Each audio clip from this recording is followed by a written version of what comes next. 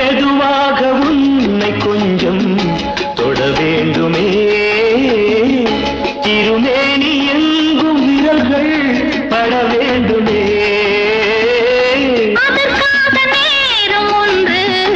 வர வேண்டுமே அடையாள சின்னம் ஒன்று தர வேண்டுமே இரு தோளிலும்